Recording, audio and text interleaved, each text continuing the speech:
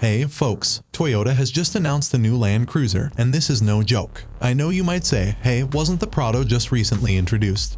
And the 300 series is still fresh in the market. Well, Toyota thinks it's not enough. With the electric car boom taking over, the Japanese folks don't want to be left behind. They're looking to spice up their SUV lineup with a fully electric version, and it's set to be the most powerful and fastest Land Cruiser ever created.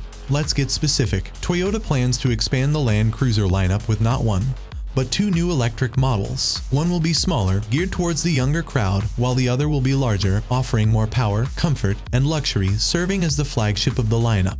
To give us a glimpse of what the new flagship will look like, Toyota teased a separate concept, the Land Cruiser C, back in 2023. I've talked about this before, but now they're starting to reveal some details about this flagship model. The flagship Land Cruiser C is set to utilize cutting-edge technologies, such as prismatic battery cells that promise to be cheaper to produce and have higher energy density compared to existing battery technologies. Of course, this flagship won't be as off-road oriented as its siblings, but Toyota promises excellent on-road handling.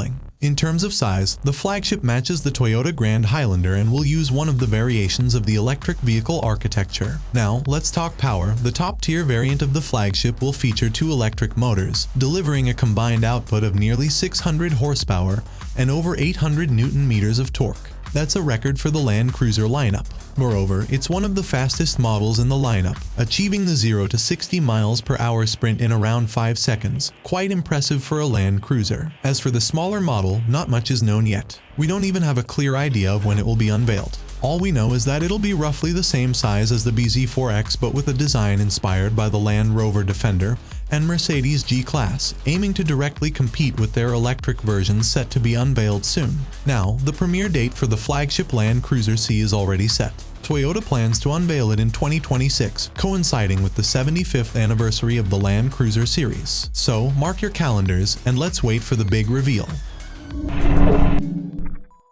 Here's some news from BMW, and it might not be the best for manual transmission enthusiasts. Frank Weber, a key member of BMW's board of directors, dropped a bit of a bombshell recently. He claims that manual transmissions are no longer in the picture for BMW, even for enthusiast-oriented models. For years, BMW has been insisting that the days of manual transmissions are numbered, and it seems they're ready to walk the talk. Despite the market still offering some options, BMW has been one of the last luxury car brands to stick to manual transmissions, offering them in models like the M2, M3, M4, and even the Z4. While competitors like Mercedes and Audi bid farewell to manual gearboxes long ago, Weber, in a recent interview with the Italian magazine Quattro Road, declared it's the end of the road for manual transmission versions, citing that the sales volumes don't justify the development costs. He didn't specify the exact date when BMW will cease production of models with manual transmissions, but it might happen sooner than later. Adding a bit of urgency, Weber said, "If you want an M car with a manual transmission, you need to run and buy one now."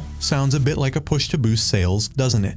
Here's the paradox. This statement comes just a few weeks after BMW introduced the Z4 M40i with an optional 6-speed manual transmission, confirming it will be available for sale even in North America. Interestingly, while Europe might be losing interest in manuals, the reverse is true in the United States. Demand for manual transmissions from BMW is significant here. Last year, around 20% of all sold M3 and M4, and over half of the sold M2OS came with a manual. But apparently, these numbers aren't enough to convince BMW of the long-term viability of their manual transmission models. So, it looks like the times are changing, and we'll soon see the end of an era for manual transmissions in BMWs. That's the latest scoop from the BMW world. That's all for today. Subscribe to the channel and we'll not miss new video. Good luck and see you soon.